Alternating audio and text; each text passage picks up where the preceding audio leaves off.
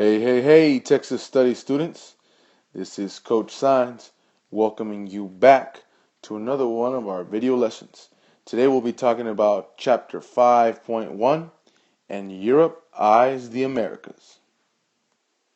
Make sure to fill in the blanks on your page in your binder as we go through the lesson today. Now, the first explorer we're going to talk about in this lesson is Christopher Columbus. Now, Christopher Columbus lived in a time when Spain was at war, and many people, because of this war, and many people were in poverty. A lot of the money at the time that Spain was using was used to finance the war within here. So there wasn't a lot of money for everybody else. This is why so many people were lived in poverty and hard times. Now, right around the time of Christopher Columbus, which was towards the end of the war also, is what we have and what they called was the Spanish Inquisition. Now, what the Spanish Inquisition meant was that anybody who was not Catholic or was of Catholic, as I could say, religion, was to be kicked out. So that means if you were Jewish, or if you were Muslim, you had to go. They were kicking you out. Now, the national religion being the Catholic religion, the people of Spain endured many hardships in that religion, were forced to do many things with that. Another thing that was instrumental to the exploration era and as we continue on to learn about this in this video lesson is how driven they were to spread the Catholic faith throughout the world. Now, at the same time, Christopher Columbus believed that the earth was round and that he could find a new passageway towards China. Well, obviously nowadays we know that the earth is not flat. It's actually very round, and there's many pictures taken it through satellite nowadays. But back then, many people believed that it was flat, and you would travel so far that you would fall off, as you can see in this picture here. Now, many people back in the day felt that if they traveled westward, if they would travel far enough, that they would just fall off the earth, right? They didn't know any better. That's why they didn't travel westward from Spain. Now, seeing this picture here, as you can see here, the ship falling off, this is exactly what people back in the old days, before the era of exploration, used to think, was that they would fall off the edge of the earth, as you can see here. They would just fall into an abyss, into a nothing, into an area of just flatness, and just go off the edge of the earth and die, which is nowadays wrong. We know that now, that it's wrong. Columbus, on the other hand, had a thought in his mind, thinking, hey, I want to get westward. I believe that the earth is round, so I'm going to take a new passage and go all the way west as far as I can go. Now, his plan was to sail westward instead of using the Silk Route. This was a traditional route used from the people of Europe over here to travel all the way to eastward to China and to India and to the places where they had a bunch of many different trading stuff. You can see in this map how far they would have had to travel from Spain all the way on the edge over here, all the way, all across westward into the exterior parts of China and India. Now you're probably asking yourself, what's so important about China? Now, the important thing about China is that they had this very important silk right here, as you can see here, different type of silks, all fine silks, very, very smooth, very different, anything different that people in Europe had seen at that time.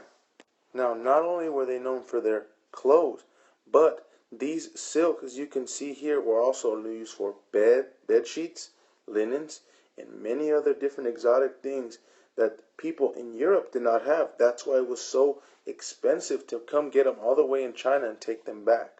Now, another thing that made this Silk Route very, very important and very long lasting was the spices. As you can see here, these spices right here. China was very well known as the world capital for spices. Now, spices nowadays, or back then, excuse me, used to be used not only for food, but they were used for medicine. They were used for their food. They were used for perfumes. So, back then, they had to travel these long distances. There was no malls back then. They didn't go down the street to the mall, to the Hot Topic, or to the Express, or to the Abercrombie and Fitch, and the Hollisters, or wherever the heck you guys go buy clothes nowadays. So they had to travel great distances to get these things and take them back to their homeland. So you can imagine how far they would have to travel just to get these supplies of spices and linens and silks, and travel all the way back. Now, another one of the reasons why Columbus wanted to sail westward and leave all this was that not only was it unsafe, this route, if anything was to happen from here when he gets to Italy, and the ship traveling from Italy to Turkey, that's a dangerous. You got to go through a lot of seas. Not only that, traveling on the road from here to Iraq, and here to Turkmenistan, to Kazakhstan, and all the way into China, and imagine taking the supplies back. There's chances that you could get robbed and be taken by thieves. So you know what? Christopher Columbus said, you know what? I don't want to put up with any of that. I'm going to go and try to find a westward route, coming westward all the way around and back into China. Now, Christopher Columbus, to get this plan in motion, spoke with Queen Isabella and King Ferdinand. Now, Queen Isabella commissioned this trip in 1492. Now, if you can remember from your last video lesson, a commission is granting the power to execute a certain task. Now, since she believed his plan, she believed that he could help Spain establish two things. First was trade with China. Now, with that, they believed that they could make a lot of money, a lot of moolah. Now, with that money, it'd be able to bring back the economy since they were in such poverty because of the war. And the second thing that they believed that they could do was to spread the Catholic faith. Now, remember from earlier when we talked about in the video lesson, they really believed in their Catholic faith. And if anybody else that wasn't living in Spain didn't believe in, they would kick them out. So what they wanted to do was spread their Catholic faith all around the world. Now in 1492, my boy Columbus sailed the ocean blue, and he headed westward, and what he thought, he landed in what was the island of the Indies, right? But that's not where he landed. Now when he got off the boat, he met up with these friendly people right here, as you can see, giving him food, and he's just there like, I just landed here, man. I don't know what's going on. But these friendly people gave them food, took care of them, showed them hospitality, and he named these friendly people Indios. Now, the only reason he named them Indios was because he thought he had landed in the Indies. So he named them Indios for that. Now, what Columbus did not realize is that he actually landed in the Bahamas. As we can see here in this map, this shows all four of Christopher Columbus's voyages, right?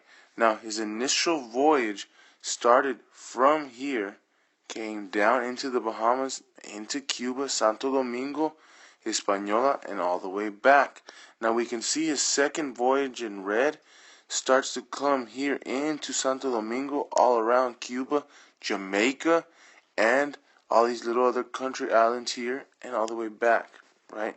Now, what he didn't realize was that he had landed in the Bahamas at the very first time. He always thought that he was westward all the way in China, never actually realizing that he was close to the Americas. Now, this next picture I'm about to show you right here is actually called Discovery Bay. Now, I went on a mission trip about a year and a half ago to Jamaica, and this was the place, this was the island where Christopher Columbus had landed in Jamaica, Discovery Bay.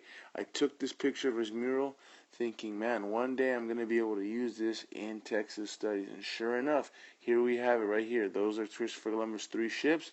And here he is meeting with the native people of Jamaica. Now, the next thing we can ask ourselves is, what impact did Columbus have? Now, with this impact, Columbus established the first permanent colony in the Americas. Now, with that, it was called on the island of Hispaniola. He called it Santo Domingo, or Saint Sunday. Here we see a picture in this map of Hispaniola. Now, Santo Domingo was on the southern eastern tip of the island, down here, right? This island is present-day Haiti on the left, and on the right, La Dominica Republicana, the Dominican Republic, here on the right. Now, what this sparked, the second impact that Columbus sparked, was that the era of exploration began as more explorers came to this new world that he had discovered and he had spoken about.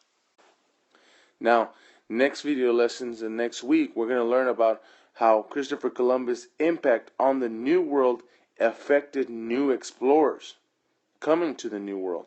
Also, we're also going to learn how Christopher Columbus's impact on the New World affects the current natives of their old world, the Native Americans.